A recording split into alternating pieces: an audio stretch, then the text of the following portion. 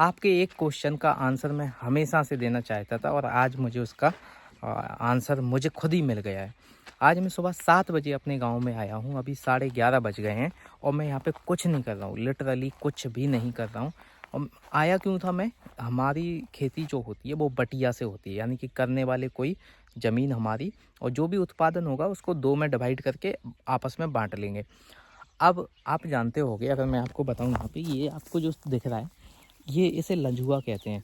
अब जब ये अच्छी तादाद में इसमें मूँगफली होती है तो इसको साफ़ किया जाता है, उड़ाया जाता है पंखे से, कचरा अलग हो जाता है, मूँगफली अलग हो जाती है। अब तो खैर दाएँ होने लगी है, लेकिन ऐसा धान में होता है। धान की जब दाएँ होती है तो कचरा संग में रह जाता है, तो उसको उड़ाना पड़ता है। अब वो हेल्प मैं करवाऊँगा, वो करने नहीं देंगे। तो अभी मैं क्या कर रहा हूँ, बस बैठा हूँ। मैं थोड़ी देर अपनी बाइक पे बैठा, मैं चेयर पे बैठा, घूम रहा हूँ, लेकिन मेरे पास काम कुछ नहीं है। अब यही 4 घंटे अगर मैं अपनी ऑनलाइन चीज़ों में दे देता या कोडिंग में दे देता, हो सकता है आज के दिन वो मुझे चवन्नी नहीं देती, लेकिन साल 1-2 साल बाद हो सकता है वो 4 घंटे का काम मुझे लाखों रुपए दे जाता। अब ये चीज़ हमारे यहाँ के लोगों में समझ में नहीं आएगी।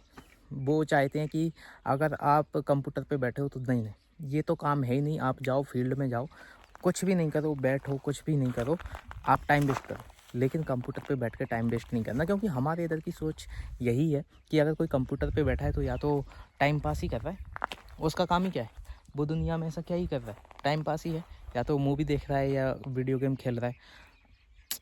तो यही होता है। अगर आप स्टीव जॉब्स की बुक पढ़ोगे तब आपको पता चलेगा कि स्टीव जॉब्स कितने सालों तक एक चवन्नी भी नहीं कमाए थे। मतलब कहने की बात है चवन्नी नहीं कमाए थे, लेकिन बहुत जो उन्हें सक्सेस मिली वो मिली 40 की उम्र के बाद, मतलब 40 की एज के बाद उन्होंने जो भी कमाया वो आप देख रहे हो। उस मोबाइल से मैं वीडियो रिकॉर्ड कर रहा हूँ जिस पर उन्होंने काम किया।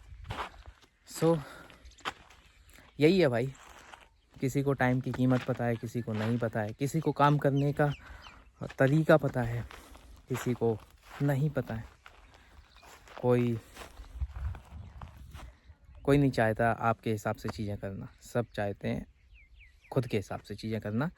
लेकिन कुछ लोग होते हैं जो आप पे चीज़ें थोपते हैं, हालांकि उनसे बच के चलना चाहिए, बट फ़िलहाल तो मैं ही फंसा हुआ हूँ।